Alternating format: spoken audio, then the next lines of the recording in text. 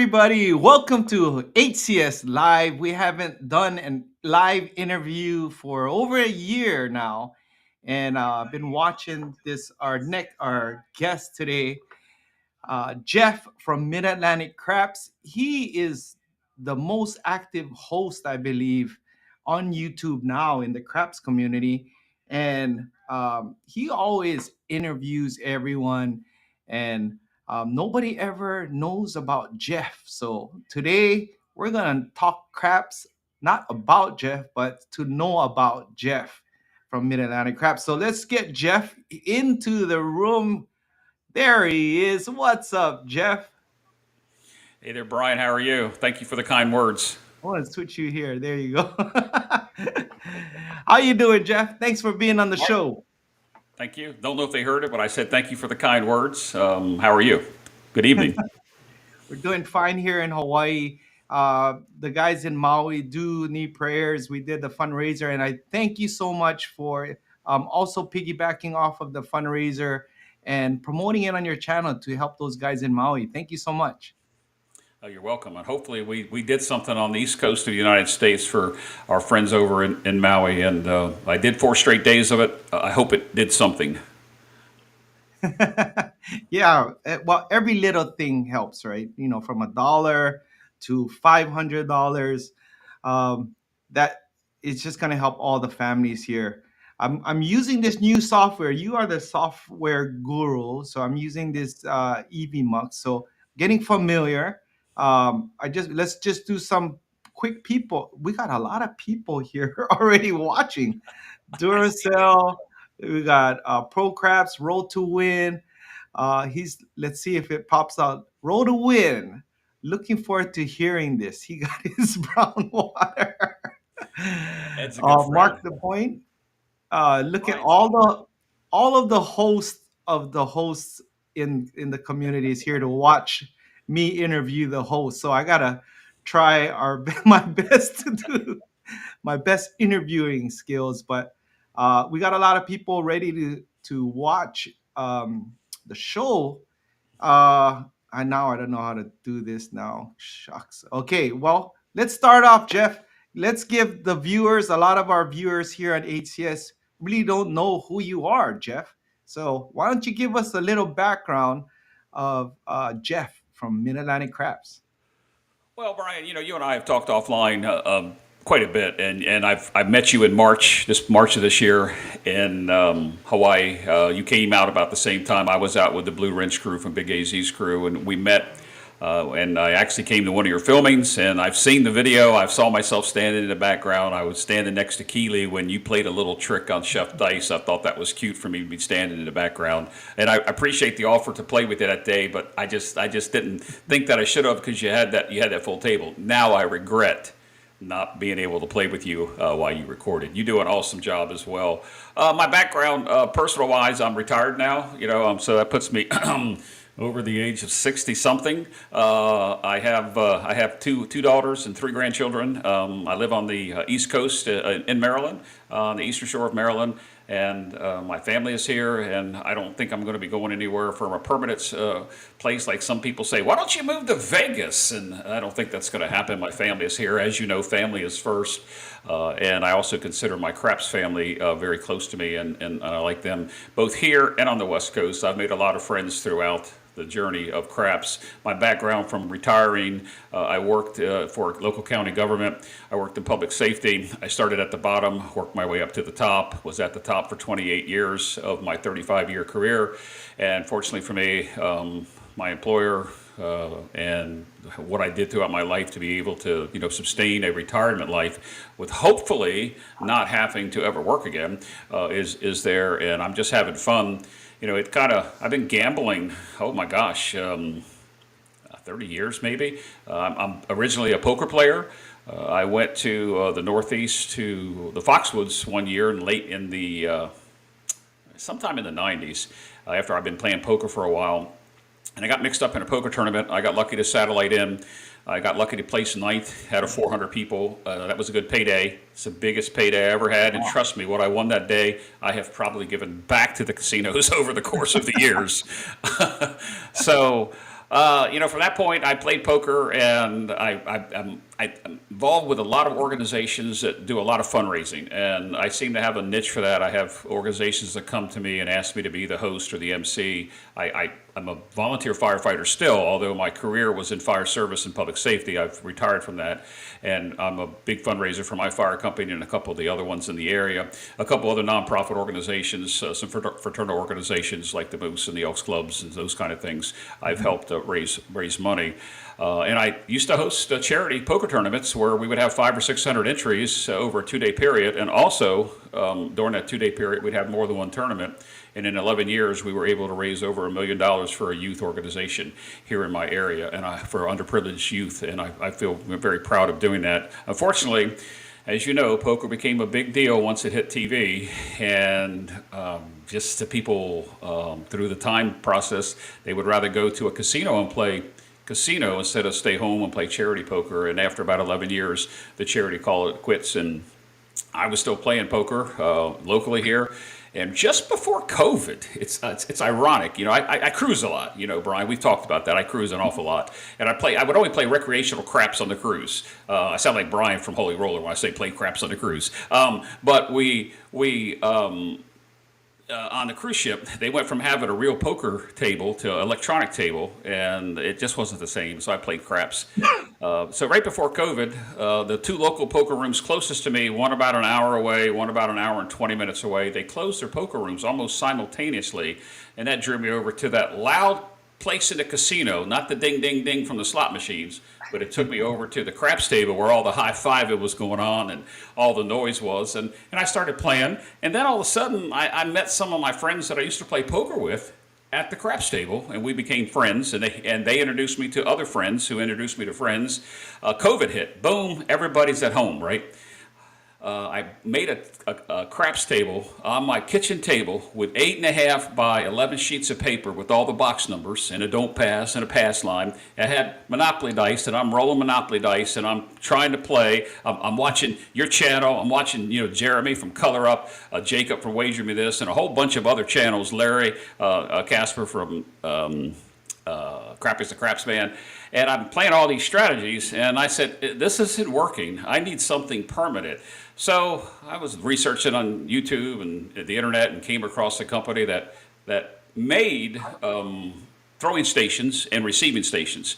So I went to Home Depot, bought myself two adjustable sawhorses, 28 inches high, a sheet of 3/4 inch plywood. I made a 4x10 table, bought the layout, put the throwing station, added the receiving station, bought some dice. I already had the chips. I have chips galore from the poker charity days. And I started rolling. And then I said, I'm watching these channels that are setting dice. I'm watching Ed from Roll to Win. I'm watching George from CY. I'm even watching like El Toro and VDC. And I'm watching these guys throw these dice. And I said, maybe there's something to it. Let me see if I can do it. I used to bowl pretty good. Trust me, it's nothing compared to bowling.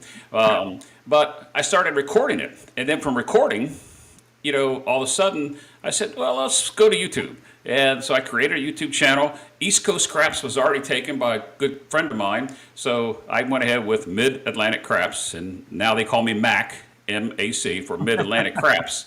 However, it also, kind of emulates my last name as well. And here we are, 2.5 years later. I met a whole lot of gracious people. All the YouTube content providers are so humble. All the viewers, subscribers I've met throughout the 2.5 years with the meetups. The Craps people are just great people in general. Now, you and I both know we've got some at the table that don't know proper etiquette, and there are some things that irritate us. But in a nutshell, that's the background. And here I am 2.5 years later on YouTube, and now I'm on. I'm with Brian from Hawaii Crap Shooters. Hey. Yeah, I mean, amazing journey. Why did you want to start your YouTube channel? You asked me that question the other day, and I have actually given that some I bet. thought. I'm like, Why did I start a YouTube craps channel? I don't know. At the time I started, there was about 60 of them. Now I didn't find out there were 60 of them until after I got started and started researching. And you know how YouTube works their algorithms; they'll suggest other channels to you. And I found out that there was 60. Well, today there's over 200 dedicated craps channels, let alone all the other channels that do all the casino games, including craps. I think it's between 250 and 300 of them. So there's a lot of content out there that somebody can enjoy. Now, a lot of what I saw, I called it snake oil. It's you got to be realistic. Craps, is from a standpoint of a negative EV game. Is one of the lowest house edges you can have, depending on how you play, out of all the casino games. But we see a lot of stuff, Brian, on YouTube that I think a new player or even a novice player may say, hey, that strategy may work. I'm going to take it to the casino before they practice at home. So in my channel, I always say every strategy will fail. Every strategy has a hole. Practice before you go to the casino. If you're going to set dice, practice. If you're just going to go and bet on somebody, make sure you know the payouts, you know the math of the game, you know all sides of the game. That includes the light side, the dark side, and what you and I like to call the hybrid side. And you should be able to play all those, including the prop bets. Yes. Right. Yeah. Well, you started your channel. Is it has what you envisioned in the beginning? Is it did you reach where your goals and where your channel is at right now? Well, you have well, close to 4,000 subscribers now. Yeah, 37 and some change. Who's counting, right? Anyway, but the I would have never thought I would have got to 200, let alone 500, let alone 1,000. And of course, in the YouTube world, it used to be that the 1,000 was the goal because when you get to 1,000, there's YouTube lets you do some things, get monetized, and you know that I don't take any of the monetization that comes to my channel. I give it all back, which we'll talk about here in a little bit. But milestones like the first 100, I was when the first subscriber. I don't even know who the person was. I'd have to go back and look. But, you get to the first 100, 200, 500, 1,000, 15, 2,000. And then it just kind of grows and you sit for a while and it grows a little more and it sits for a while and it grows a little more. And, when I think I started watching you were in the 4,000 or 5,000 range subscribership. And I think now, 3 years later, you're at 15.5. Plus you got all the other social media that you have working for you. You're almost you're almost the king, you know? We just share the content and that's why I want to ask you too. What do you think is your success for your quick growth? What do you think on your channel that people enjoy and the value that you provide? What in your opinion, what do you feel it is? This will be my opinion, and we all know what opinions are. But I'll tell you, when I first started, I did what everybody else did, Brian. I was rolling out strategies. Like I based my hybrid play off of you, HCS, especially your stuff, and Jacob from Wager Me This. Now Jacob doesn't call it hybrid, but he does play a lot of 6, 7, 8. And I watched probably every color up video there ever was. But then I researched, and there's videos of channels that were out 2011, 12, 13 that aren't here anymore, but that content is still really good. And if you look for it, you can find it. And so I took making basic strategies, and I had people come on that would suggest strategies that I'd never seen before. So I would roll them out. An example would be like Waylon from Waylon Waste Craps, good friend of mine. His channel went from 0 to 5,500 in no time, and I was one of the first channels that rolled his strategies out. And I would shoot a video, I'd put it out. He'd call me up and say, you did it wrong. That's not how you do it. I'd reshoot it. He said, you're getting closer. My channel, along with the Square Pair, Jake and Rob from Square Pair YouTube channel, we were the two channels rolling them out. Now you've got 100 channels rolling Waylon strategies out. And now we have Waylon himself out there with an excellent YouTube channel. And I've played with Waylon many times. So I went from strategies. So then I started centering on just the hybrid play. Now, my good friend Greg over 555s, he's a straight don't player. Channel's not up anymore. He's around, but he's not there. He calls me, when I play my hybrid, he calls me a light side hedger, is what he calls my play. So he says that I'm putting the don't to hedge the hybrid. And Well, that's that's not what I want to necessarily. ask you. How do you describe your crap strat? I don't want to ask you what's your best strategy because everybody has their favorite. But everybody has different styles. If you look at that, you have an aggressive style, you have the hybrid style, you have the don't style like Greg. Um, what is Jeff's style? What would you consider your style, or how do you describe your style to someone you met on the craps table? Okay, that's a very good question. So I'm going to try to answer it in succession of how you asked. The way that I started was playing the light side and always losing. $5 line bets. $5 pass line. The way the casino teaches you to play, $5 lines bets. Put the odds. Put the place bets and so forth. And I was always losing. I came across channels like yours, and then all of a sudden I came across the dark channels. The people who play the don't, or even they may even play a Dewey don't. So I started playing the don't, and I said, if we incorporate three or four light-sided bets in here, and we get it paid for, if we're positioned for the long roll. If we don't get it paid for, it's maintaining the bankroll, but it's also when I was losing, all of a sudden, instead of going to the casino with $300 or $500, which was my typical buy-in back then, I wasn't losing $300 or $500. Well, if I lost 100, it'd be great. But all of a sudden, I started seeing small wins: 100, 250, 300, and then I got to the point of win goals and stop losses and those kind of things. So I take Greg's style of straight don't play, your style of how you do your.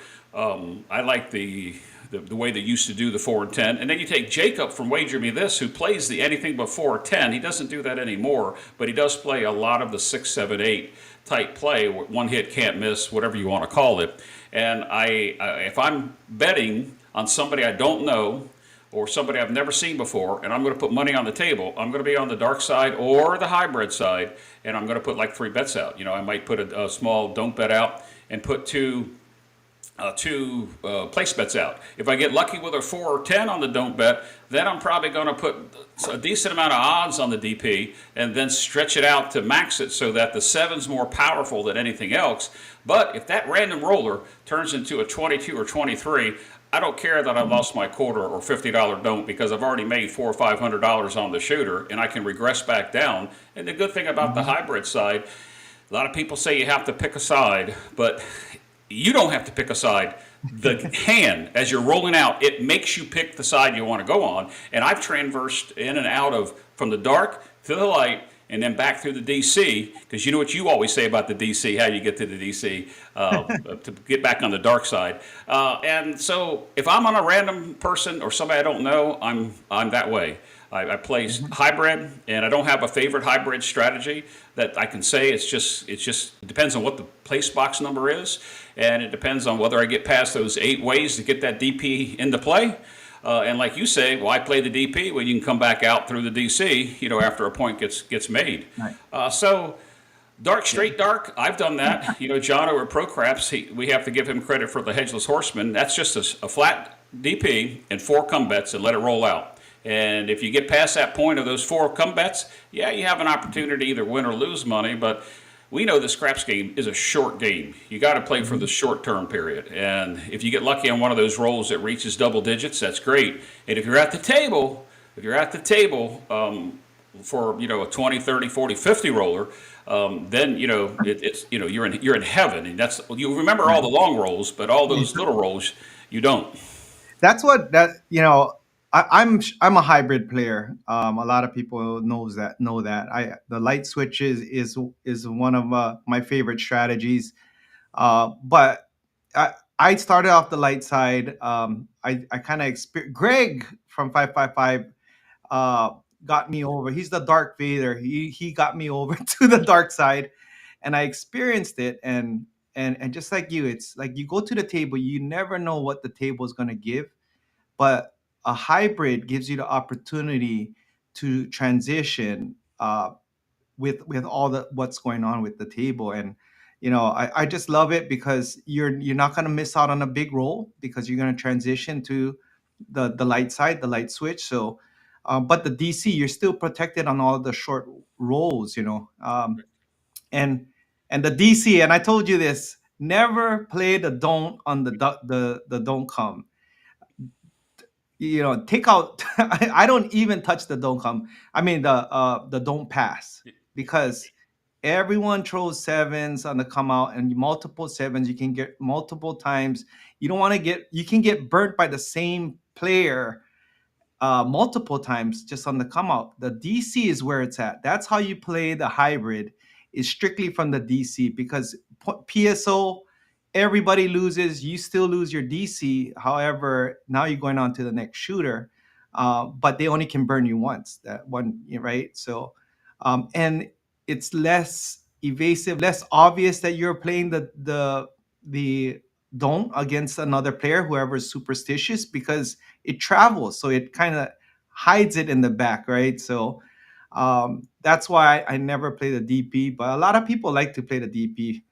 I just say the DC is the best way to go if you're gonna play a hybrid. But Yeah. I yeah, think hybrid when I was with you is what's that? I was with you in when I was with you in March. We had a big discussion there at lunch about the DP versus the DC, and when it comes to DP, I typically am on a small bet. But what I found since I've switched over on my light side, we didn't get a chance to talk about yet. But what I found is a larger DP with less odds, I think, is bigger better than a small DP with more odds, and it's just my philosophy to go with a bigger DP. And I know how you like. I saw you put a chat up there from Justice Jen, who's a sweet person. She's just super sweet. And whichever way you play the hybrid, it's totally up to the person, and I guess it's preferential and what you believe is better off. But that's what I do on the random roll. On a light sided play, I'll tell you, in the past year, I've been working with some people that call it what you want, whether they're dice influencer, controlled shooters, rhythm rollers, whatever you want to call it. I've seen it, I've experienced it, I've been at the table multiple times when that same shooter is beating the 8 roller, not all the time, but the majority of the time, and then he's hitting the 16 roller, then he's coming out with a 22 roller, catching a piece of the ATS. Everybody's on this ATS ramp. They all tall, small, the bonus bet, whatever you want to call it, whether to play it or not play it. And so I've started setting the dice on my shows that I have. I have a midday max show during the daytime. Right? 5 rolls, show's over with. I've done a 20-minute show before, Brian. Five rolls in 20 minutes before it's over with. And I set the dice, and I practice setting, practice my bets. We use Crapsy so people can come on, and then we chat like what you and I are doing right now, through the chat. So I play it all, and I've learned that you gotta know the dark side. You don't want to play it, don't play Right. it. Dark side, hybrid side, and the light side. You need to know that. All the prop actions, you need to understand the bets too and when to play them. Yeah, and you mentioned it before that you got to pick a side when you're playing hybrid. Hybrid is temporary. It's not forever, right? It's a short term transition that people really don't understand until you know. But once you get out of the hand, have you ever seen our show here? My new series, So You Think You Can Press Yes, Challenge? yes. You did? This show right here, that's So You Think You Can Press. If you guys haven't seen it, go check it out. I get tons of people saying I would have made 10,000, 20,000 on that hand, that 40 roller or 30 roller, if I was on that. You guys just don't know how to press. Now I'm putting the HCS crew to the test, and they are finding it's harder to press and make money because the roll still got to match. Well, what, and I want to ask you, and they're finding out what's more important to make the most money.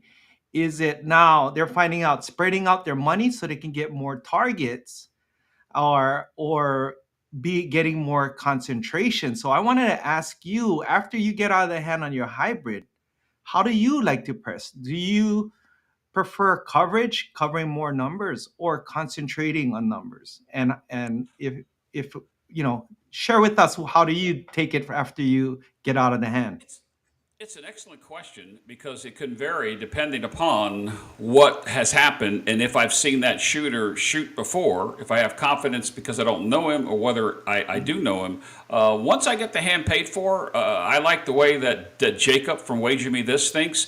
Be aggressive. First time at the table and you're on top of the hand, use that money and become aggressive. And if you happen to lose it, come back, punt, rethink about it, and see how you're going to be aggressive on the next hand. So I like to I don't want to cause problems because it did here recently. So I'm going to say that I'm probably going to press the numbers that are hitting. And if they repeat themselves, then I'm in position to make more money before the dreaded red comes out. As far as concentrating across, I sometimes start with 66 inside on the first hit, drop a dollar, take it to 22. That way I'm going to get $30 for two, and then I'll be pressing the numbers that hit. But for the most part, I press the numbers that are hitting and repeating. And, there's a little trick here that some people say on the East Coast we do, and that's the 4 and the 10. I'm not into flipping it the way they flip it, but, it's nice to take a $15 4 and have $100 on it and get paid $200 before the hand's over with. Doesn't happen a lot, but if the $15 4 is paid for, I just think that I'm going to be pressing the numbers that are hitting instead of, like you said, concentration or spreading them out across all the numbers. I've had a hand where I've had 180 on the 8. My 6 is still at $18. And, there's a big difference between another 8 hitting, to get paid 210 versus I'm going to get paid $21 on a 6 that just finally came out. Right. I'm like you. If you ask me, I do it. I go on concentration instead of coverage. Coverage, the more coverage you get, the more diluted your profits are because you spread it out so much. But in the game of craps, you make money on repeat numbers. And if you spread out, you hit each box number once, and you're at base level compared to hitting, and that's about 5 shots. But if you hit 3 or 4 sixes, that's when you make the big money. So people don't realize sometimes uh, having coverage of the targets really gets you peanuts, right? And that's where the real money, in my opinion, in craps is those repeaters. You got to have a repeater. The long roll, sometimes the long rolls doesn't matter because they could be spread all over the place where it's evenly distributed. So you go to the moon once you out of the hand. You don't care about anything Well, on the table, right? there's a stop. Let's just say I get to the level where I'm going to collect the black, rack the black. I'll rack the first black. If it hits again, then I'll be pressing. But I don't necessarily, when I get to that point where I can rack a black and then rack a second black, I may just take it up $60 or $50 and bring some back to the rack. So it's not all the winnings, but initially I'm there. And Brian, something we should probably mention. If you're playing at a $5 table, concentration is probably the better way to go than if you're playing at a $10 or $15 table. After COVID here on the East Coast, they were mostly $25 tables, and I learned to play serious craps on a $25 table. So whether you're doing 160 across, 110 inside, or even just starting out with a 36 and 8 and going out, I didn't find that work for me. I found pressing the number that's hitting, and then once that number gets to a point where I can pick up another number, yeah, I may do that. So I think table limits come into play with concentration versus pressing. And what we're talking about is are you going to spread out, or are you going to do what I call trend betting? And I don't want to get a bunch of stirred up folks here. It's a street betting, as my good friend John calls it. Either way, it's your choice. And like what you just said, your experience, you called it your opinion, but it was your experience that showed you that you would rather press than concentrate than spread out. Mhm, yeah, it's pretty amazing. I mean, like, have you ever and I guess Ed asked me, was it Ed or somebody on your craps chat asked me if I would ever, what do you do if you're pressed up to 2000? And I answered I probably wouldn't even get there because I wouldn't get I'll there take either. it down. I don't hit max because Yep, I never have hit a max. threshold of what I'm doing. Have you ever hit max?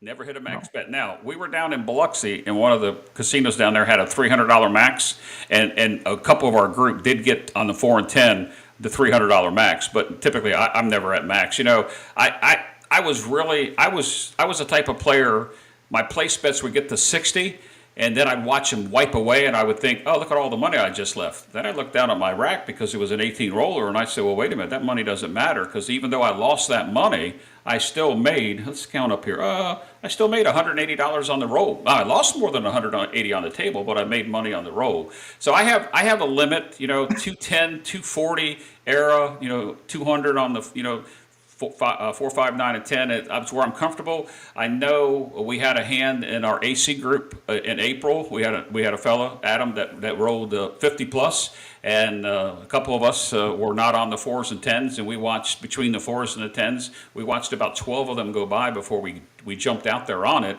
and a couple of the guys there, they had it. 500 on the four, maybe 400 on the 10. And I watched a friend of mine, Ted, he collected 3 times on the four at $400. And that doesn't always happen. That's a once in every so often.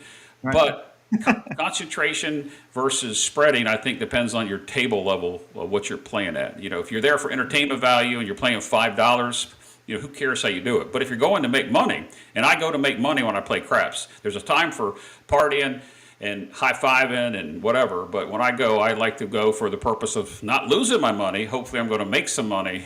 And if I'm going to have a party, wait till the hand's over with, go have a nightcap. And I don't drink, but, with the guys that we play with. And then go back and talk about what we did and what we didn't do. Because we have a group, AC group, 22 good fellows, about 30 of them in the group. 22 of them are pretty regulars. They play almost every single weekend somewhere on the East Coast. There's a few of them that are playing.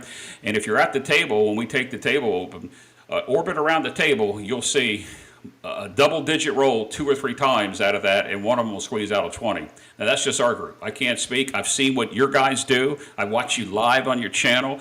There's this one guy named Money Shot. He's pretty short with his rolls, but everybody else that's there, they're rolling pretty good. Roy the other day had a 22 or 23. You came back with a PSO or a short roll. All on camera. It's all we call it. We have an inside joke. We call it the camera curse for Money Shot. With everything going on, it's really hard. No excuses. I should be able to handle all the stress involved, but by now, yeah, it's just The problem we got is, all these superstitions and stuff. So I want to ask you, um, are there any superstitions for Jeff? Or pet well, peeves. We'll start with superstitions. Do you have any superstition on the table? I will answer that, but you know why your roles are so short, Brian? Because you're doing what you're doing right now. You're the host, the talent, the engineer, and then the producer. Then you got to get up and roll, and you're worried about everything that you see in front of you working. I live it every day, so I understand that. So superstitions. I'm not a superstitious person. Black cats in front of me don't bother me. If I crack a window or anything, they don't happen. You're at the table a lot when dice go off the table, and the first thing that's said, same dice. We have a box man at my local who talks with a Spanish accent, and he says it. You want same dice, and inevitably, if you're being propped for the same dice, that person's going to say, "Oh yeah, I'll take the same dice." If my dice go off the table, which is rare, I don't care about the same dice. Give me the other 4 dice. Let me pick 2 ones and let me go with it. So superstitions at the table. I don't have superstitions. There are some things that bother me. Well, Table etiquette. if you in the chat has any superstition, put it in the chat, and we'll see as Jeff continues. He doesn't have superstition, so he must have pet peeves, huh? Well, there are some people in our group. I call them the AC group. They were there before me. I just became part of them, and I give them an outlet to be known. And maybe that might be a bad thing, but a lot of them, they'll turn their bets off after a dice off the table. I don't do that. The stick change, I don't do that. Dealers switch around. The box person changes out. They'll turn off. I don't have those superstitions. Now, there are occasionally when I get that gut feeling, hey, dealer, turn me off for a roll. And, oh, you want to be off? Yep. And they'll turn me off. Or on a come out, I always work my come odds. I'm almost always working my come odds on the come out. And sometimes I'll have to tell that dealer who remember that I typically am on, I have to tell them that I'm off. But from a standpoint of superstitions, I could care less what happens. Even a cocktail waitress coming up, and we were in Biloxi in June, and the host came up and tapped this was Ed's meetup, tapped him, and Ed was on a great roll. Well, guess what happened after they tapped him on the shoulder? He threw his 7 out, and we all went, "Oh my gosh!" It was the host. Well, we could feel that way. Now, pet peeves, that's a whole different story. Just like in poker, there's etiquette, which if you watch everybody watches the YouTube or World Series of Poker or WPT because they want to see the banter going back and forth between the big wigs. Mhm. What bothers me isn't necessarily poor table etiquette, buying in the middle of the roll. Especially if I'm the shooter and you buy in the middle of the roll, I'll put my dice back down. I'll look at the stick man, and if they don't take them back, I'll pull them back, and I will wait for that person to finish making their bets. And if they don't make a bet, typically somebody I'm with is going to ask them why they didn't make a bet. And there's a whole other story I could tell you that I'm not going to tell you that happened. But those type of things don't bother me. What bothers me is somebody that gets mad on the point seven out, but you have a 22 roller, and he still gets mad because he didn't make any money.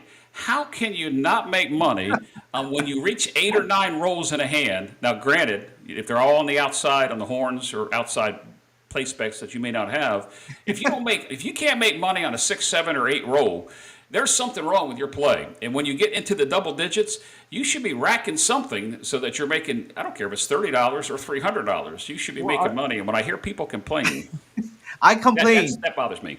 The last video at Sahara, G Money rolled a 32 roller. I was on the 4 and 10 the entire time. He didn't hit a 10 to the 30th roll. And Roy next to me, he was just laughing at me. And so I moved the 4 and 10, like sometimes in the 20th rolls in the middle of that. And then he hits the 10. So I really didn't make money on that. And I'm those guys. How can you not make money? Yeah, It's but in your I case, concentrated on the 4 and 10, but it was right. all So, insides. so if you took your money and you put it on the outside, the 4, 5, 9, and 10, and they weren't hitting, so you get a box hit. Did you take it from the 10? You could have split it, put it on the 4. I mean, these are all after the fact thoughts, and that's a peeve of mine. Oh, you should have Yeah. done this. Well, shoulda, coulda, woulda. Don't cut it when the 7 comes out. Or you know what I hate when they say, "I knew that was gonna happen." Then why did you throw it? Yeah, yeah. So, no, I mean, superstitions and pet peeves. It doesn't. Yeah. It takes a lot to get me ticked off at the table, and it has happened. But most of the time, I'm the one. I play with people that don't like table talk. They're serious players. They don't want to high five. They don't care about it. If our group takes over the table, there's not a whole lot of attention being drawn to that table because we're serious. Because if you have a long roll, Brian, and the bets are being pressed up. I don't care whether you're on 2 numbers or all 6, and the bets are being pressed up. When it comes to pay out a box number, it just extends that hour-long roll even longer because they got to press the bets, they got to pay the bets on both sides. You've got the stick man watching one base, you got the box man watching the other when the bets get up that high. They got to make sure everybody's paid right. They're trying to do whatever they can do to mess up the rhythm of the roll of the shooter. I'm not saying that all casinos are like that, but there's things that happen that those kind of things bother me. But somebody talking at the table and arguing over something or making late bets do really bother me. And there's been time when I've been almost ready to launch my dice that I want a $5 yo, and I'll put the dice back down, and eventually on the third or fourth one of those, I'll look at the box or the stick and say, can you stop the late calls, the late bets? Would you stop it? They'll give them a warning. If it continues, I will actually stop that, look at the person, and say, could you please get your bets in while the dice are in the middle? Because that's what the stick Yeah. man's supposed to say. Get your bets in Yeah. while the dice are in the middle. Get your late bets in early. I always say in the last video. Right, right. Yeah. Well, let's look at the chat. Let's see what we got a lot of people sharing their pet peeves and what they've done. So, well, Queen Chiefs, I put that up. She's superstitious of losing his money. um, we got who's this? When I'm in the zone, distractions amuse me. Victor says. So, wow. Victor's a Uh, unique craps player. I got to meet him. He's a very unique person. He's his math mind is outstanding. Sometimes he's a bit extraordinary for me because I can't follow him all the time. But he's a hell of a craps player. Caniela says he doesn't like spouses and wives interrupting when the other half is rolling. I don't like it when the other half takes be the rail bird and takes some money. What do you feel about that? If you see the shooter on a hot streak and the wife comes over and Well, we taps shoo him them on the away. shoulder. What do you do? You turn your bets off? Me, no, I Yeah. don't turn them off, but I try to cut them off before they get there. I'm like, do one of these, and And Jeff's a sometimes big they guy. How tall are you, Jeff? You're like a 6'4". wall. He's Yeah, six six four. He's four, like three a wall. fifteen. Yes, 6 feet 4 inches tall. You can't miss me. You see any of the pictures from the meetups? I'm usually the tallest one. There's a couple other people that are that tall in both of the groups that I travel with. Yeah, Right. Well, I got a picture of us right here. Look at this. yeah. To the left is Uncle Ben. I think we went by height. Looks like my Yeah, we cellular did. signal Yep, signal right here. This picture. yep. We Yeah, we it's have Uncle Uncle. Ben, Yep, Chef Dice yep. here, Nice. myself, Big Az, Yep, yeah. and This that's was the biggest guy on the right, the yep. principal. We were chasing you around because you were going downtown from casino to casino, and we went, and you guys had just colored up from somebody's long roll. Somebody had a long roll because I have the matching picture of that, and I don't know. It's not Uncle, but it's somebody else that has fanned their money out when I took a shot. I wish I could find that real quick and show you that picture from that same time. Oh man, that was a good time. I didn't know you guys were chasing us around. We just was just getting out. Well, we got other stuff. It's interesting. Hate it when the stick gives you the dice showing seven. Wow, they're Uh, not supposed to. I don't think that's protocol not to do that. So they must not like you, Kanye. well, you You know know when they something, pass Brian. the dice to you? That brings up a point because in Vegas you don't have this as often as you do on the East Coast because some places actually have rules about setting dice. You can't do it, and or you have 5 seconds to set them. When the dice are coming back to me, my eyes are on them, and I know what dice set I'm going to roll. I can set my dice in less than a second and be ready to go. But when they push it back to seven, superstitious wise, I could care less. They're not supposed to do that. They're not supposed to push you a craps number, or so. As they roll it back, if it turns over, I could care less. What does bother me is when it's a hard eight at the other end of the table, and when they bring it back to the front of the stick, now it's a 5 4 9. They changed it, and I have a hearing problem. So, all right, I got a nine. I got $100 nine. There's $140 come on my way. I got a $60 eight, and they only hand me $70. I'm like, what the heck? I hate when they roll the dice, bringing them back in after the call. But that's just me. There's a P for you. There you go. There you go. Troy from Vegas says his pet peeve is people who don't know what they're doing. How do you handle that, Jeff?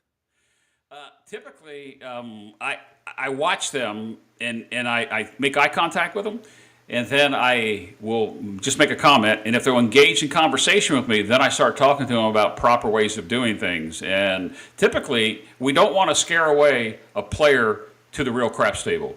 We need new players. We need to keep the actual brick and mortar craps tables in the casino. There's a place for electronics. There's a place for bubble craps gin. There's a place for stadium craps and roll to win tables. But when somebody comes up, we need those new players. For the most part, they're younger. They're not my age, and we want them to be educated the right way. And one of the first things I tell them, however the casino tells you to play, is probably not the right way you should be playing. Don't take those classes. Roll to win. Ed says his pet peeves are the coolers. There's a couple in our group that cooled him off one time. I know what he's talking Oh, about. yeah. Duracell says that's Heavy's famous words. Get your late bets in That's early. I love that. I love that. I use that a lot too.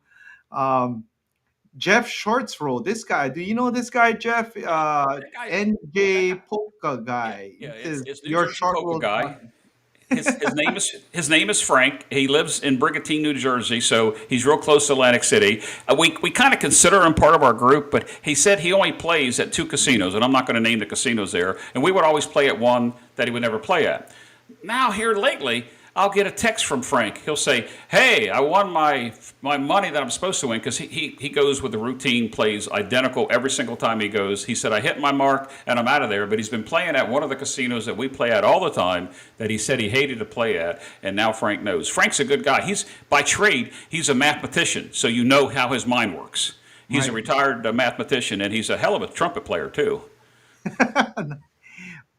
John from ProCrap says anyone doing douchey stuff at the table drives me nuts. And he has Etiquette a is series on for his all of channel. us. He has a series on his channel. Don't be a douche. I don't know if I'm allowed to say that, but I just did. Oh, I haven't It's, seen that yet. What's yeah, he that hasn't about? done one lately. He's not done one lately. You could Oh, have been a douche if. You got any I more? guess. Yeah. Let's see. How about random rollers who throw? Okay, I don't think that's it. I guess that's it. Not many people with that. Well, you got one that's posted there from Cadillac Jack. I've Not never like met that. Cadillac Jack, but the one Okay, that what table is it? etiquette is very important. That Table. that that says it all right there. Yeah. It'll come up to you. I mean, that's a Oh, very okay. important one. And you know, if Okay. there's anybody that's watching this that's a new player, Hey, consider the table etiquette. It's very important, especially to experienced craps players. And I don't put myself in the class of like you or an Ed or Heavy or somebody like Tony or Howard. I don't put myself in those classes. I'm nowhere in that class of a craps player. I'm more. One of the things I failed to say is on my channel, I'm an entertainer. Come to my channel. You're going to get educated on the right way to play craps, but you're going to have fun on my channel, just like on your channel, Brian. You guys have a ball on those live rollouts that you do. I mean, when you're doing your recording at the casino, you're having fun. And I'm not. I'm a serious YouTuber, serious craps player. I like to entertain. You know, when you meet me, first thing you said to me, "Well, you're nothing like you are on YouTube." oh, we had lunch together, me and Jeff, and we couldn't stop laughing. Our stomachs hurt with all of us HCS crew, and we probably the second time we met, but we got to spend some time. That was a fun time. My cheeks an, were an still hour hurting. with an hour with Uncle, you, Chef Dice, and Keeley. It was an hour, and oh my gosh, my stomach hurt not from eating, from laughing. Yeah, we couldn't even eat. The thing about etiquette, you know, a lot of people get on people, and they're in Vegas. There's always new people to the game, and I say you gotta like what Canada is important, but some of these people don't know what so they don't know what they're doing wrong because they just don't know, right? Now, if I tell you, oh, you shouldn't be doing that, and explain why, and they keep on doing it, then they become a douche. But Yes. yeah, sometimes you gotta, as experienced players, we should actually have consideration for in case they don't know the game. But and then you gotta try and find out if they're a-holes in the first place, not if they're doing it on purpose, right? So there's difference between rookies and a-holes, right? So you gotta kind of distinguish between the Well, two. I, I'm going to tell the story I didn't tell just a little while ago. Just give me 60 seconds. Yeah, tell Yeah. Jeff 60 seconds. It'll turn into 6 minutes. The We were at the table in Biloxi, and the guy came around us. I was shooting stick left one or two. Ed was to my right or left, and we had a gentleman buy in, threw it right down after the dice hit the table. Before the stick man drawed it, and he threw his $500 down, and somebody on that end said something about don't buy in the middle of the roll or middle of the hand, and he immediately became defensive with him. Then argument went back and forth. So they pushed the dice out to me. They cut him up his chips. They pushed him his chips, and he sat there. And I told the stick man, I said, take the dice back. And he took the dice back. And I looked at him. I said, sir, you can go ahead and make your bet now, sir. You make your bet. He said, no, I don't want to make a bet. I just want to get my chips. That into the table. Not going to mention anybody. Two people in our group let that guy know that he's going to make a bet. And he said, you can't tell me what to do. And they told him to get the hell off the table. He said, you can't tell me what to do as he was leaving the table. And I'm not going to mention any names. Blank said to him, I just did. And he walked away. Now, that was a pet peeve and a Oh, superstition and man. one of those table etiquettes all in Oh, one I motion. wish I was there to see Ed do that. I'm sorry, I didn't. Did I mention? Well, Ed was next to me. It wasn't No, Ed him, was next to but you. yeah, he was next to me, but it wasn't him. But he tells the story better Oh, than it I do. wasn't Ed. Oh man, I No, I really want to play with Ed. How's the experience playing with Ed? it's. I'm going to tell you, and we were talking earlier where I was a hybrid and dark side player. Ed, throughout the past year and a half, has helped me immensely on my light side play, including my dice setting and my dice toss. He's changed the way that I release it. I look up to people that talk about dice setting. You know, George, Ed. Even some people like Larry and Tony. You look at the heavy. You listen to these people that tell you how to release the dice or whatever. I look up to them, and I've got some really good education, and I'm not any better than I think I was. But daggone it, Brian, even a blind squirrel can find a nut once in a while. And Jeff, last week on this past week's show, I had a 37, a 33, a 27, a 28, and a 22, all in 3 days. And that's over 12 total hands. So I had half the rolls, not double digits, but what I call double when you get into the 20s. Yeah, That's unlike me. That's that's a not great me. streak. You got a great streak and a great trend Yep. right there. Trend, streak. Just kidding, John. Don't get it Oh worked man. up. Okay, well, everybody has their superstitions. Everybody, it's for me. At this point in my experience with craps, uh, you're gonna have tons of distractions in Vegas, and you can't stop it. It comes with the territory, and it's how you react. Like anything, it's how you react to it. Now I blame myself if I can't get over a distraction. Obviously, I mean, putting a hand in there, a physical distraction or obstacle is something else. But if I can't, I tell myself if I can't get my mind off of that, then it's my fault. Because Correct. I control the dice, I release the dice. Then I'm weak in my mindset because I let that get to me. So in the beginning, I used to always I'm more accountable for my results now. Does that make sense? Well, it does, well, the way I look at it, I don't consider myself a DI or a controlled shooter or a rhythm roller. I'm more of a rhythm roller because I go up, do the same thing every time, set the dice, turn the dice, look at the landing zone, release the dice, and I think that I have control of all of that until they hit the table. Once they hit the table, Brian, and up against that back wall, a majority of things can happen, but if you practice enough at home and you use software that's available out there, like last past Thursday night, Ed from Roll to Win and we had a show on, and there's software out there that you could use, Bone Tracker, if it's okay if I put that out there, and he showed us an example that 2 weeks in a row I'm now back on that software and I'm using specific sets trying to figure out, is this a freak thing that's just happened or am I onto something? And, if I can extend the roll to 9 and I beat the averages, well, depending upon where you look at it, whether it's 6, 7, or 8, if I beat it by one shot and I make an extra 35, or I make an extra 60, or I make an extra, $100 because I got everything paid for, there's my profit on me. That's me shooting. Somebody goes up to shoot, I'm on the hybrid or the dark side that I don't know, if I don't know them. Yeah, we're gonna it's amazing, man. It's crazy how things change and over time. I right now I want to I sorry, I have this I want to ask you about this subject about the Crapsy app before I forget. So Crapsy been around for a couple years now, and since we're since well, you were one of the guys who started using Crapsy. Is that correct? I wasn't the first one to use it in a live show. I was Right. probably one of the first ones, but I wasn't the first Oh, one. okay. Yeah, Uh, you're one of um, the ones who pioneered, promoting it and using it in your show. How has Crapsy help your show and help your viewers, giving value, and how's that go?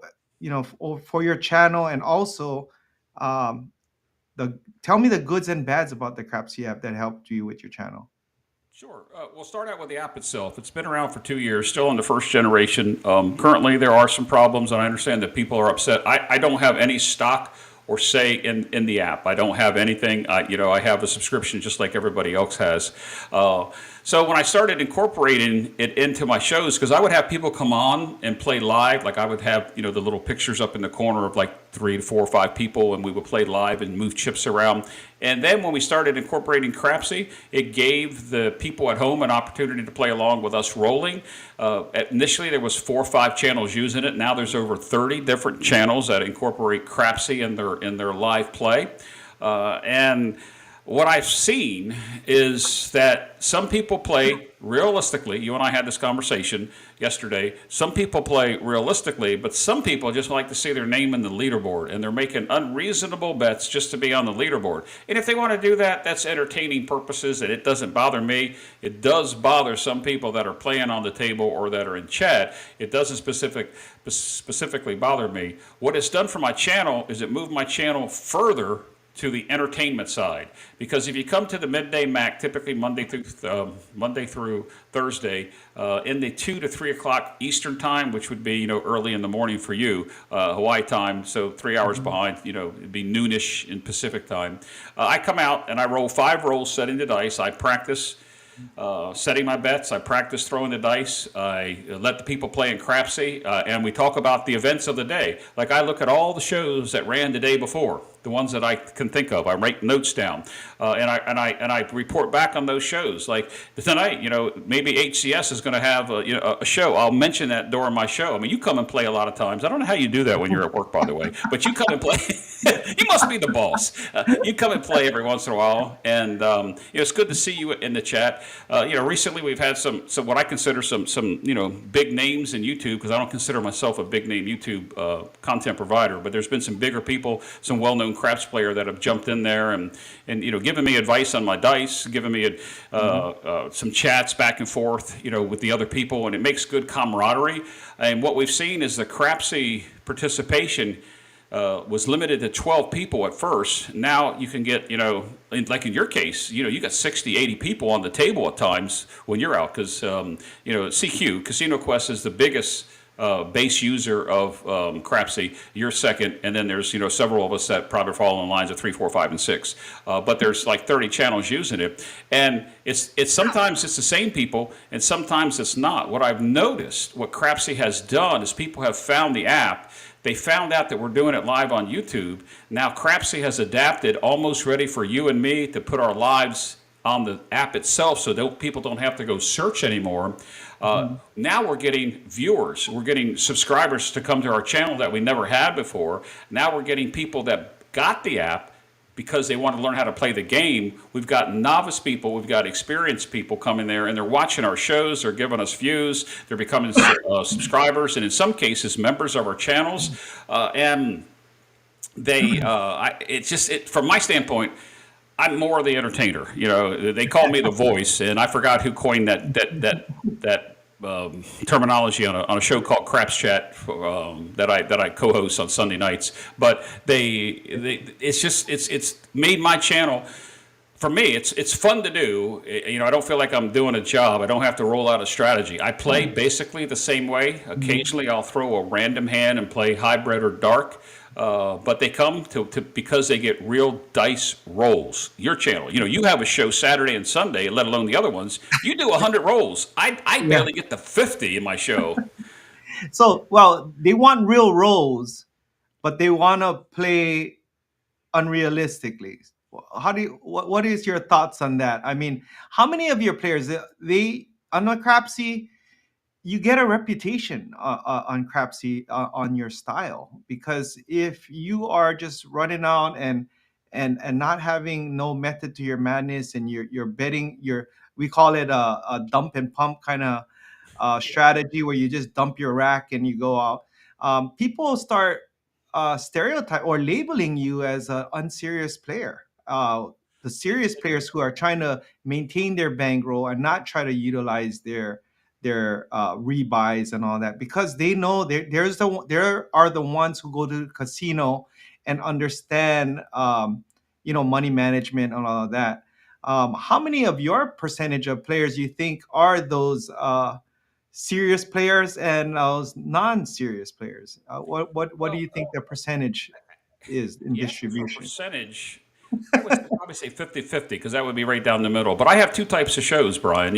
I do what's called a perpetual table. It's called the Durso 8 perpetual table, in which you as a Crapsy player can come and play on this table to win prizes. And how I fund those prizes is by the monetary income that comes in from YouTube, super chats, super thanks, the other crowdfunding stuff and sources. Mhm. It's not for profit. I give everything back. I even raise money for the Crapsathon that's coming up in November, Veterans Day weekend this year.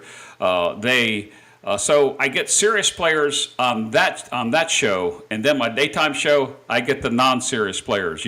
One moment, let's say John Smith's at leaderboard, the next minute he's asking me for 6 rebuys. On the D8 table, on the perpetual table that comes back after Labor Day, where you can win prizes and gift cards.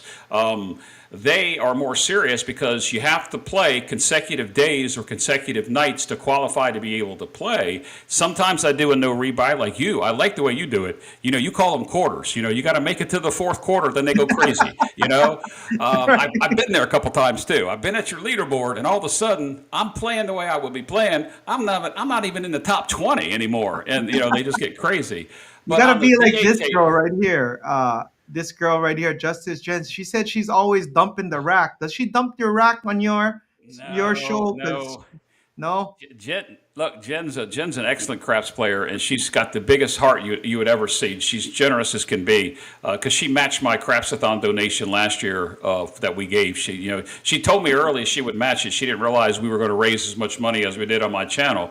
But Jen, if she dumps chips, I don't see her, because typically she's either a little bit ahead or a little bit below. But she very seldom ever goes broke because of the style of play that she plays. She does a lot of dolly work, if you know that strategy about the dolly. So, but Oh during the yeah. daytime on my daytime shows, it's. I think people just come to have fun, and they come to just to listen to me, just because I'm a fool. I'm a fool on YouTube, but not that way in person. I Yeah. had a professional career. I just like to have a good time.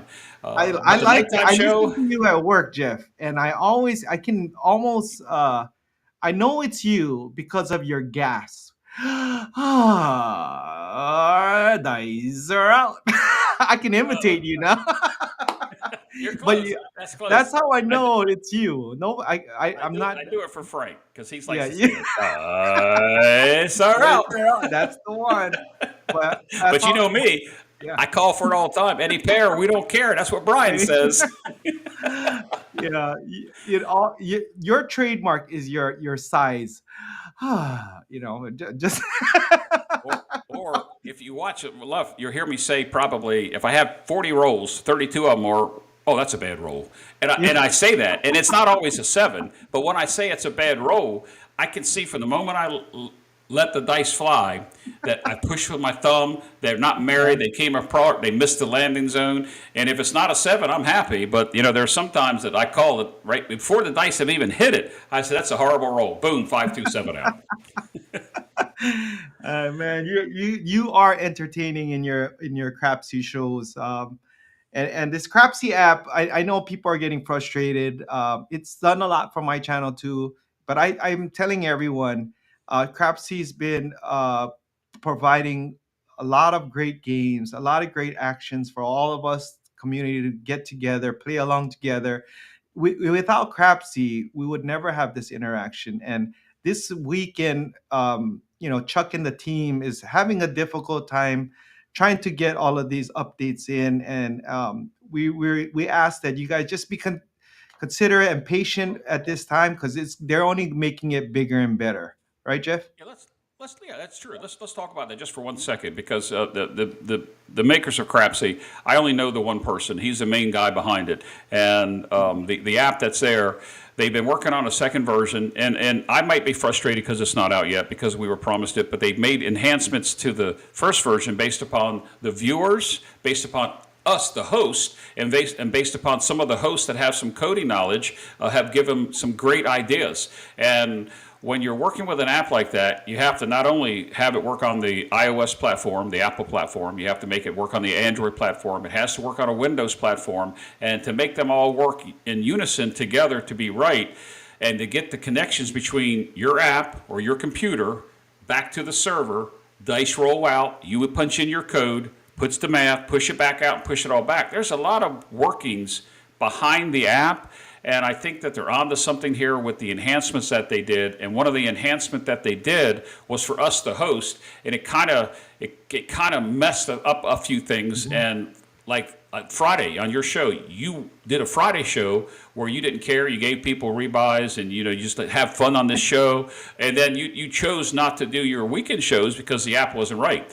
Now, every day this past week, I went out there with the gentleman, Chuck, that's there, and his development team in the chat. We chatted before the show. We chatted after the show. We talked about the things that I saw. I would take each one of my chats on my live shows, and I'd send them to them so they could read what people were saying in case they missed it. And I think we're trying to work for the app. I do share the frustration that second year into the app, it should be fixed.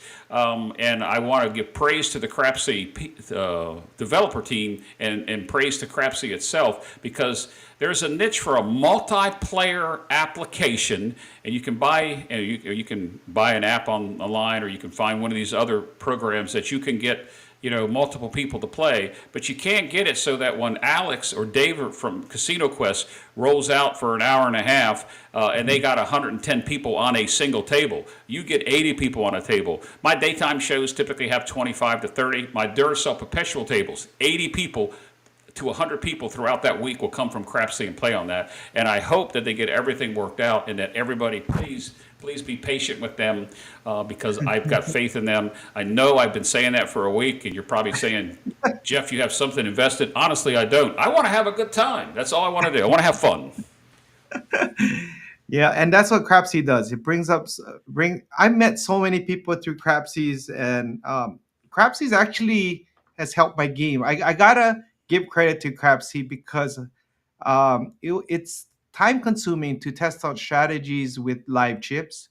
But now, trying it out with the private tables, we just got Alan just realized after 2 years, oh, you can do manual rolls. He didn't even know all this time, but it lets you test out a lot of different strategies, and people love the live tosses, like someone mentioned in the chat, because nothing beats the nobody likes the RNG, right? Well, I see what Waylon says. Waylon says if What you is can this? survive Brian and his friends for 100 rolls, you got a good strategy. And so Who said let's real that? quick talk about. He put it up Yeah. there. Go back a little bit. It'll come Oh, up if you don't see it. But yeah, Waylon just said that. Let's talk oh, here about the you go. private tables. That's Yeah. it. Yep. And Ed followed that up with a comment too. But there is if you take the private table and the RNG, the random roller, it does seem to everybody complains like there's too many reds come out. There's too many. It just happens too often, and they're using a random generator. That's where we, as hosts, yep, we might have 6 short rolls in a row, but as a host, we're throwing the dice, and there's not a computer mathematic formula going around randomly picking a number, whether it's between 1 and 2 and 36, or whether it's looking at one die and doing 6 and 6. There's ways that you can do random rolling with that. So when we're providing them as a host, somebody put that in there a minute ago. They talked about. I think it was Ike, said something about that as long as you're using Crapsy with live rolls, it's worthwhile. He didn't say it exactly, but it Yeah, makes yeah, sense yeah, that, yeah. right. And it does. And so 30 plus channels, Brian, using Crapsy. Wow. In the morning, Joe from Craps Master Journey, boom, 9 Yeah. o'clock my time. I think it's 7 o'clock his time. Lord knows it's probably what, 9, that's 3 a.m. your time. But there's Yeah. somebody on. George from CY, live 3 days, three times a day, most of the time with Crapsy. I mean, you can find it almost anywhere, any time, and they Just look incorporated for it for Uncle us. Hoku. If you find Uncle Hoku, he's on the Oh, table. he's on the table. And I'm gonna tell you something about Uncle Hoko. I know he's with HCS. He Yeah. is. I guarantee you, 8 to 10 times of my shows, if he's not in the top 5, he is the top one. And I know he loves to play, but occasionally, I do rebuys because I'm having fun. You guys can have as many rebuys as you want. When I do the no rebuys, see, you do no rebuys. They don't like me with no rebuys. They'll leave and not play anymore. So I give them rebuys up to a certain point. During the Duracell table, you can have unlimited rebuys, but on the Duracell Perpetual table, that's the contest that starts after Labor Day. Yeah. We take your aggregated amount of money that you rebought. So if I give you a $3,000 bankroll, but you had 5 rebuys, you're at 15,000 in chips, and you might be at the leaderboard. Somebody who had $3,000 in chips, it might be, let's say, 2,000 lower than you, because they didn't ask for rebuys. They actually shift on the MAC leaderboard and become number one, where somebody with a lot of rebuys may be second, third, or fourth, or maybe not even in the top 10. And typically on the show, I give away 3 prizes, each week, Yeah. whether they be gift cards or I know actual you give prizes. away. Those of you guys here on ACS, I just give away a small chip. If you want prizes, this guy is Jeff here is the circus of crapsies. He got prizes galore that he gives out hats, he gives out shirts, you give out mugs, you give out everything on your show. Now, hold this up, Brian, because I've never used them yet, but I want to show you this. You sent me this. Can I give this away as a prize one time? Can you see that? Oh, my fingers are in the way. Can you see? I don't Oh, want to tilt them over. Whose dice are those? Look. that's the Yeah. HCS custom dice there. I, I broke the seal on them. You were so kind to send me one of these because I helped you with Yeah. some computer stuff. I, Yeah. I, I didn't know if I should give them away, and there's a serial number 808. So if I give them away, will you get mad, or should I keep them for myself? Which one should I do? I don't. Yeah, it's really up to you. I don't know if I'm gonna get any more. So, oh Well, man, it's a maybe collector's you got to item. give that to for your year-end prize or something. Yeah, that could be a collector's item. But yeah, I mean, You- whether you play for a chip, like you give away a chip, I saw Whalen say he's got 7 chips, and Steel oh Legion Lou's got 4 or 5 of your chips because he's won. But whether you yeah, give away a chip, you give away a hat, you give away to somebody that if they lasted 100 rolls, like Whalen said, yeah, they must be doing something right. Instead yeah. of just shipping all the chips in at the end. But to break yours down into quarters, you got 6 rolls on Durso 8 table and 5 rolls in the daytime, and that's it. My shows are an hour to an hour and 20 minutes long, unless that blind squirrel finds that nut in the tree, and I'll go on a 35 roller. Then I might have an extended show. Yeah, I give away the chip, and all of these ATS viewers here, they know that it's not the chip, it's the status. Trying to outlast 80 competitors that are with great strategies and coming out ahead. Like Wayne said, he's beating to win 7 chips. That means every weekend you got to come out with a solid strategy to last 100 rolls, to beat out 80 other strategies, because everybody's on the same playing field. $1,500, 100 rolls. You gotta. I mean, that's why Wayne's channel is successful, because he has experience and tried and you know contested and proven strategies that help him win. And Lou himself is always up there. Steel Legion, always up there. You tend to see, just like poker, because you're a poker player, the top guys consistently being on the top. And when you see that, you know that they know how to shift, they know how to transition, and that's, in my opinion, makes you a well-rounded craps player. If you're on the leaderboard here in one day, you got lucky. But if you can consistently, just like my definition of a random roller compared to a controlled shoot, someone who takes care of the dice and controls the dice, they said, what's the difference? Random rollers can throw monster rolls. 40. I've seen them do that a lot. I've seen them do that more than controlled shooters.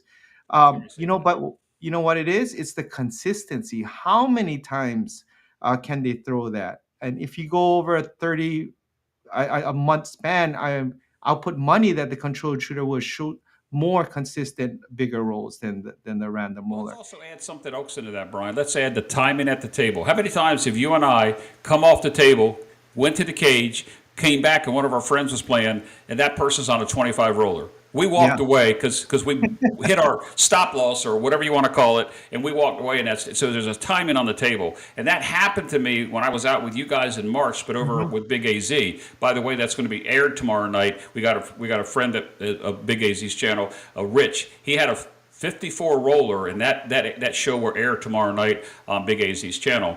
But I was there for that, and I got off the roll. I moved out of stick left one so that Rich could take stick left one, and I cashed up. I sat there, watched him get to about 20. I told Dan that I was with, we got to leave. We get home Almost 2 hours later, he's still rolling that roll. I missed it. Wow. Timing, timing. Timing is every, and you know what? Yeah, you gotta it's like a slot. I always refer to a slot machine, right? You don't ever know it's the jackpot. You just gotta be there when it happens, right? That's right. And not lose your bankroll trying to keep on spinning. That is It's correct. almost like slots, but yeah, yeah. People going back to the random rollers versus control shoot, if you think about it, 5% are, practice dice control, practice their tosses. So the sample size you're looking on the table, 95% are not. So obviously the majority is going to be throwing even more bigger rolls because they're just the majority, right? So a lot of people don't look at that perspective of controlling the dice. Now, if we had 95% dice controllers all the time, the results, I tell you, would be totally different, right? And It then would be a people would start business. thinking, The yeah, casinos wouldn't have, they wouldn't have that game. They wouldn't. right. They try to make it hard enough as it is now. Whether you're Mhm. playing stadium craps or real table, they try to make it hard. You take a bubble craps game where you can't place and lay the same number. You can't. They make it hard for us, and that's why I Mhm. say I'm a very strong proponent of keeping the brick and mortar table, the real table, in the casino. Not saying there's not a place for the electronic stuff, but I enjoy playing on a real table. Well, if you guys have any questions for Jeff, put it in the chat right now. Q, I'm gonna ask him one last question, and I can ask him all of your questions. So just put it in the chat, and we'll get to it. But my last question for you before we get to the chat is, Craps on YouTube, Yes. being that you're one of the fastest growing channels. What are your views on YouTube, the Craps provider, the content creators now? What are your thoughts of our current community, and where do you see the community going and headed? Well, we actually had a talk about that today. Yeah, when I started my channel, you heard me say, Brian, there was like 60 channels. There's over 200 dedicated craps channels alone. Add in the ones that cover all the games, because I watch some of the ones that do the blackjack and the Mississippi stud and the three-card poker. There's 250 plus channels. So the ones that are dedicated to craps, I wish I could say 100% of them bring it to you real. They just don't. They'll some people will shoot a video 5 6 times trying to get the result they want to get shown on TV because they couldn't beat it in let's say four recordings. I don't do that. All my videos on my channel are recorded unedited. That's why some of my quality is so bad. You just saw me switch headsets because a device fell, so I would have to change up in the middle of this recorded videos. Here recently, I don't do strategies at all. I don't do that many recorded videos. I did a behind the scenes of my lives last week. It got a decent amount of views and some good comments from it. But I think in general, putting craps, as with any gambling game or whether you're learning how to paint or you're a coin collector, I think YouTube gives us an outlet to be able to display it. I just hope that some people realize that it's not as easy of a game as you think it is. It's a negative EV game. The casinos are open to make money, and craps being one of the lowest house edges game, depending on which bet you make. Let me put that out there to play, but. In our community, like let's say we have Craps Nation, and we have the people that are over there on Casino Gaming TV, CGTV, with the shows that are over there, and the people that come over. You've got HCS has a community. You've got all the big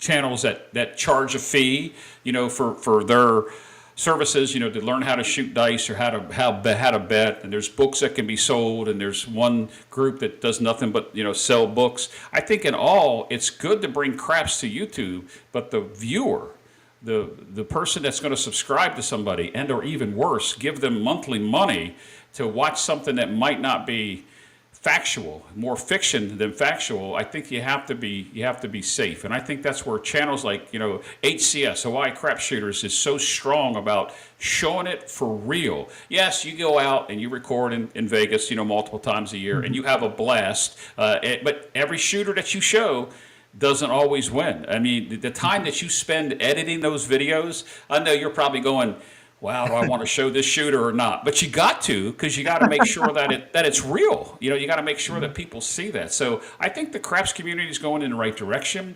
I have a new series coming up on my channel where I'm going to go and take channels that are less than 500, and I'm going to highlight them so we can kind of enlighten that there's newer craps channels, and I'm going to give them a rating system, and I don't want to say pass or fail, watch, don't watch, but I'm going to try to, get more people into our community so we can become united, so we can teach and educate and have fun the right way, and the HCS way. Hey, there's a shirt for you. Do it the right way, the HCS way. I get some royalties off that, Chef Dice, just in case that. Oh yeah, um, watch out, Chef Dad's gonna make a shirt uh, or some shorts. Yes, yes. I'm not going to go there. Don't get me Yeah. started. You got me in trouble last month in Atlantic City. Don't get me started. But I think, to answer your question on the craps on YouTube, I think it's great.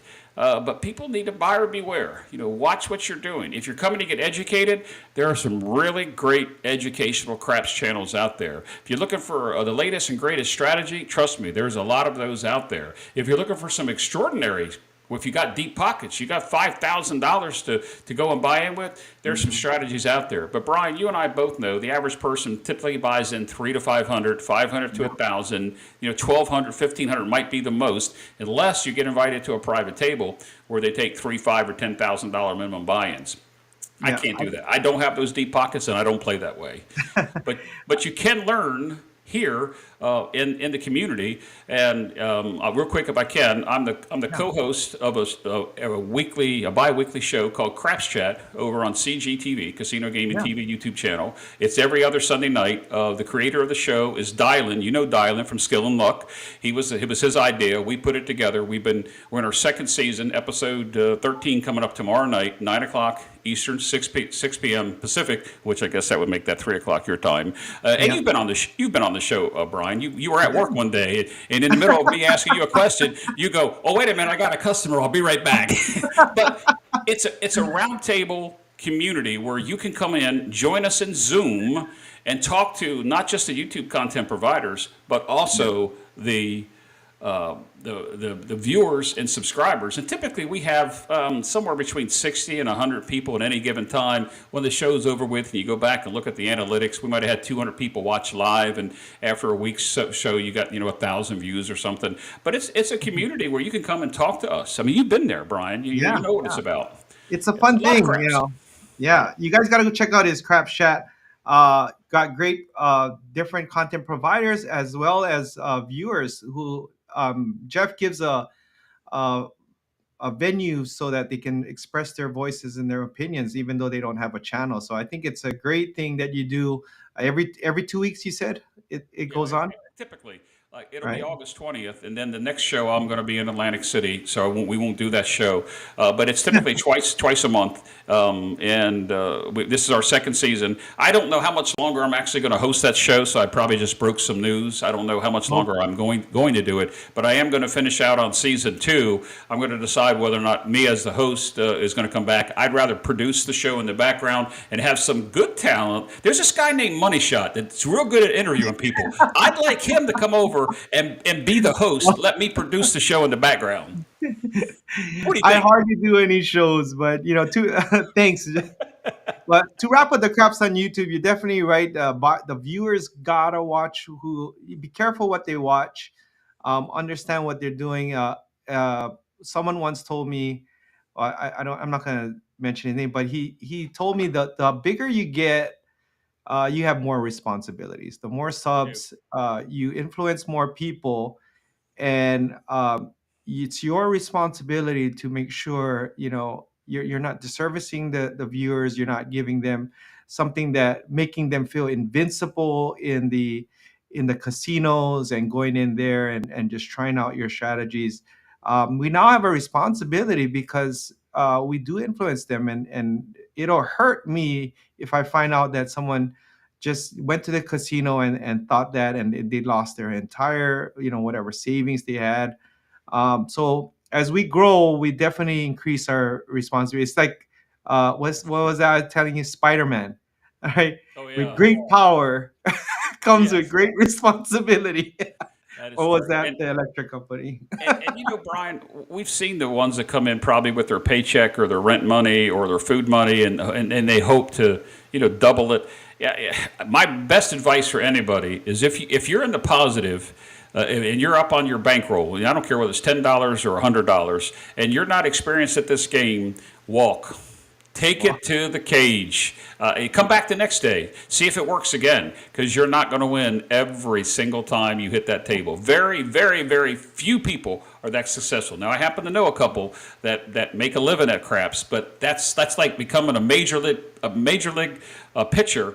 Going out for your first time or your season opener, being the major league pitcher when you used to play, little league. What's the chances of somebody pitching in little league making it to the major leagues?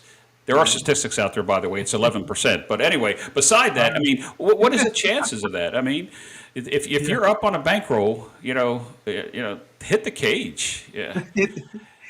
All right, we're almost an hour and a half chatting over here, chatting away, man. We're having a good time. Time flies when you're having a good time. We're gonna have to do a lightning round, so we're gonna go to the chat. We're gonna look at these questions, and if you can answer them in a minute, and then we're gonna go get through them all. Can you Me? speak for just a minute, Jeff? I don't know if the I, voice I, can shut I'll his mouth try. for. I mean, keep his mouth shut. I'll try. I have an ex that'll tell you I never shut up. So yeah. Okay, let's see the first question. What are your thoughts of Greg Uloho? You know who's Greg Uloho? The bubble crap guy? I, Do you know I, who he I is? No, I know of him. I don't really have an opinion because I really have just stumbled over the videos and his Yep. the way that he plays it. It's like if you ever watch Justice Jim play the Bubba Craps, she moves so fast. I said, slow down, and she's hitting the buttons because she has this system on Bubba Craps. I watched her 3 times turn I don't know 1,000 into 1,500 back to back to back, and I'm like, He's a wow. But bubble no, queen. We call it the I bubble don't have any queen. thoughts on that particular on Greg. Okay. I do know who he is. Okay, time. Duracell. How many channels has just helped get started? Tech and content. Go. Okay, this is real simple. About 27.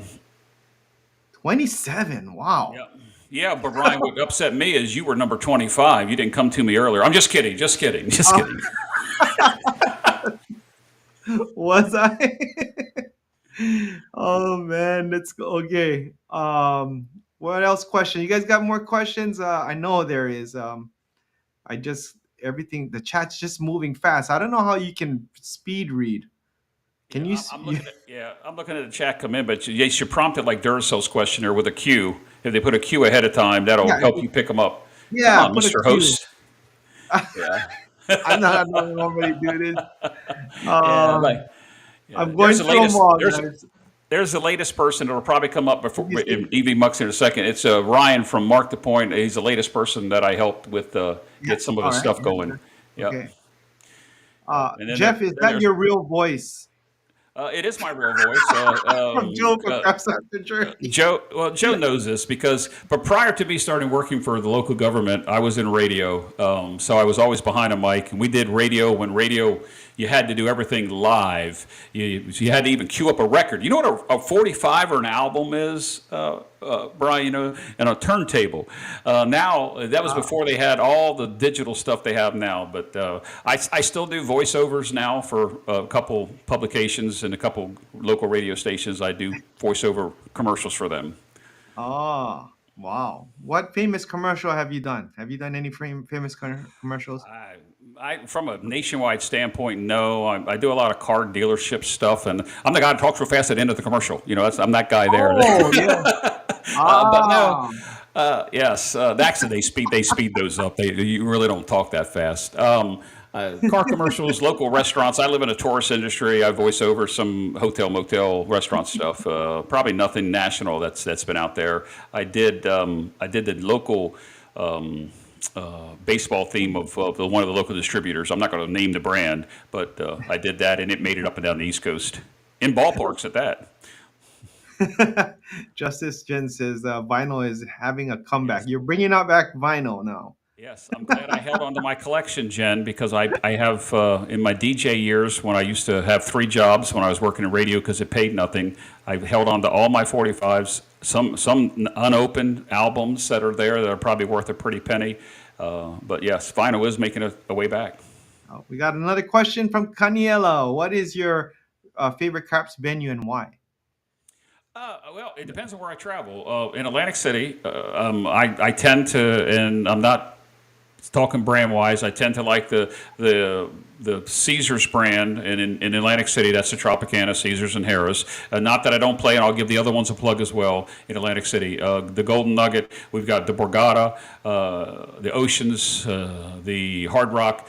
Caesars and Bally's. So they're all good places, but I like to play the Caesars properties typically wherever I go. Now, when I head out to Vegas, if I want to go see my friends that are in town, playing downtown at the stations or out to one of the one of the ranches, which is part of the stations group, one of those places. So, my favorite venue probably would be in the Bahamas at the Atlantis. I like that atmosphere there because one time I had a guy tip me with a purple chip.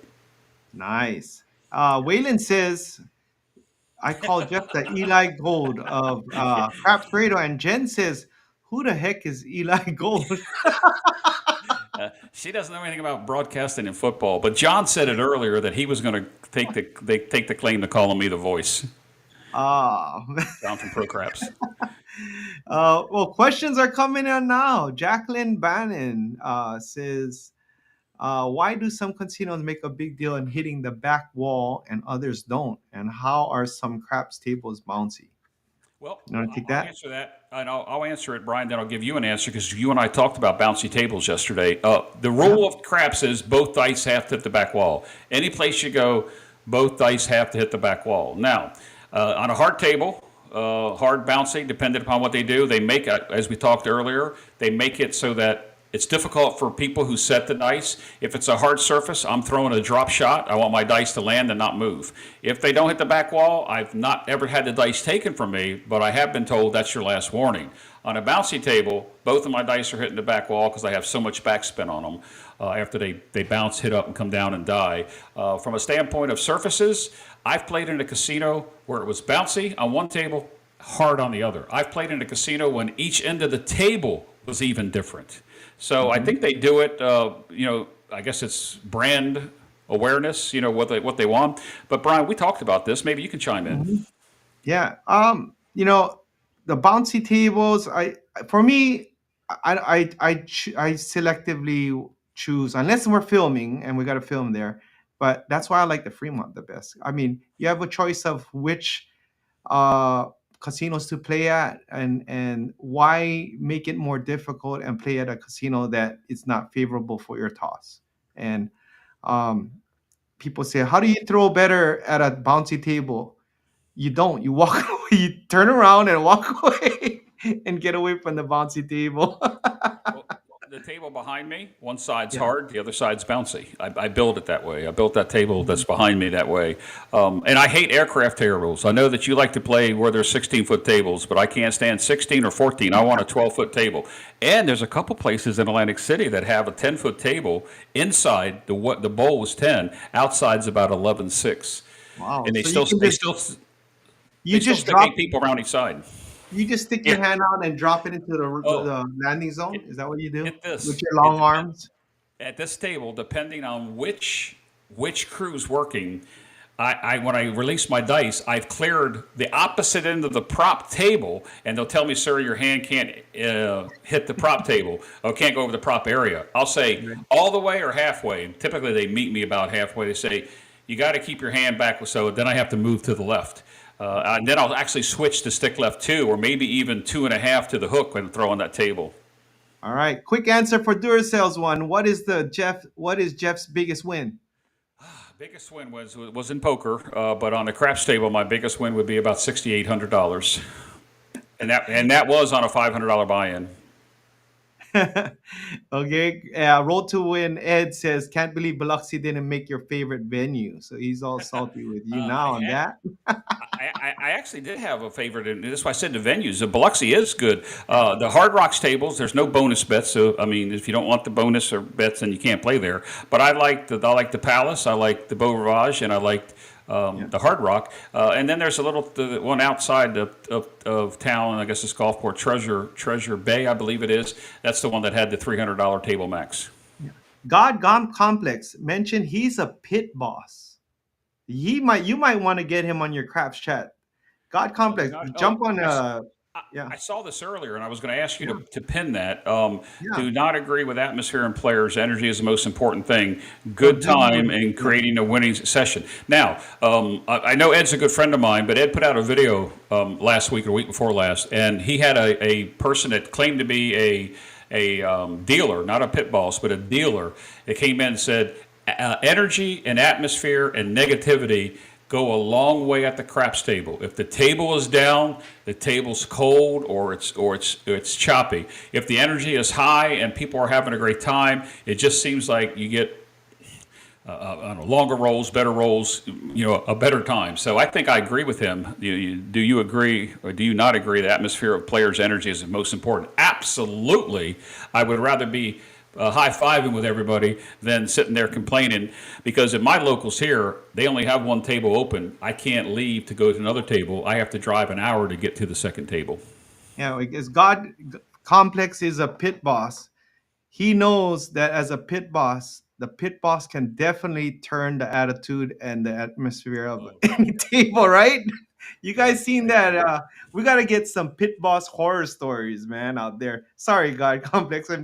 It's true. When the pit boss is a grouchy guy who doesn't care or even care about the experience the customers are having and has a negative take on everyone jumping on a table, that just ruins the atmosphere right Well, there, I right? see he says he's still in the business and he can't do that. So I'm okay with that. But I'll tell you what's Okay. best: a pit boss that comes to the table and either calls a short roll or gets nasty with somebody. It changes the players' views of the tips that we give to the dealers. I've actually seen a dealer when the pit boss changed, look at that pit boss and say thanks a lot for ruining it for us. Because on my AC group, almost every one of us have a tip up, if not all the time, most of the time, place bets, line bets. We're tipping them after it. ATS hit. And when the pit boss ruins that atmosphere, it ruins the player's experience in order to be able to tip. And the dealers and the stick people know that. So we've got some good pit bosses in the Atlantic City area that they know our crew comes in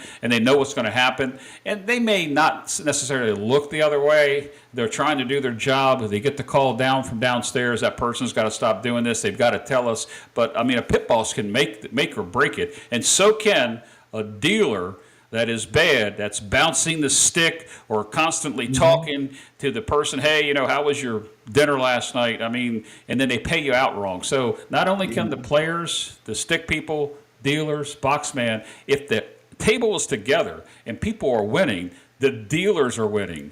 The house Right. may not be winning, but at the moment, but they're going to win in the long haul. They're open 24 hours a day. Just because we're there for 2 hours and take a little bit of money off the table, they got 20 more hours to make that up and then some.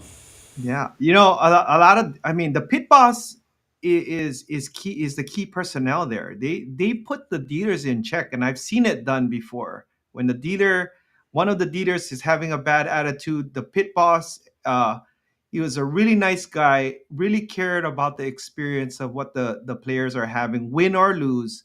But this dealer, he said, you maybe you should go home because yeah, I mean, if you don't want to be here, why don't you just go home? Because this is not right. What are you doing? So, One of the guys which I is play. cool that the pit boss does that because they follow that's just like their leader, right? They follow their attitude because But you Correct. get a negative, same thing. If you get a negative pit boss, you get negative dealers just as well. Yep. I have a friend that plays. I don't know if he wants me to mention his name. He just made a chat a second ago. But he will actually look at a dealer and says, if you're not going to do your job, you need to go home. And he's only saying that to the dealer so that he can get the attention of the boss man or the box. And if the box and the boss and the pit is not going to take care of that, that sets the whole tone again. We're not going to be tipping. I mean, I'm a very generous tipper. If I have a losing session, I'm still taking the extra whites and reds and I'm throwing them to the dealer. Even if I lost, if I lost $200 and I have $18 in whites and reds, I'm throwing them to the dealer.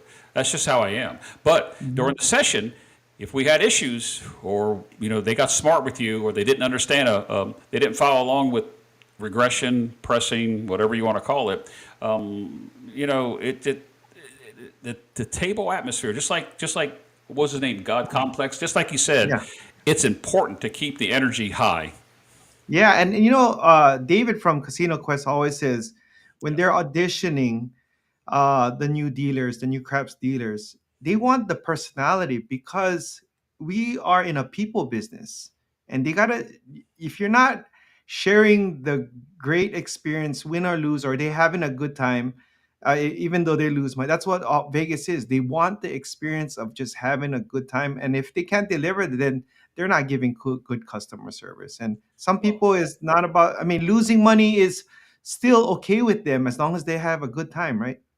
that's right. And they're in the hospitality business. Whether you're Mhm. going into a restaurant to eat or whether you're checking in at a hotel, they're all hospitality. And the problem today is post COVID is it's hard to find good workers. It's hard to find new dealers that want to learn the game to deal it the right way and to be positive and come to work and want to enjoy their job, because there are some pretty players out there that create havoc at the table and constantly. But post COVID, I think every industry there is struggling with good workers, young and old alike. Right. Yeah. No, you seen the Sahara video. A lot of they're breaking in dealers there as well. We were patient. I mean, a lot of our viewers comment how frustrating. But like you mentioned, in my live videos, I don't fast forward. I don't edit because you guys. I want to share the experience of how it is to wait for the dice, how it's not as quick as you think. When you go to Vegas, you got distractions.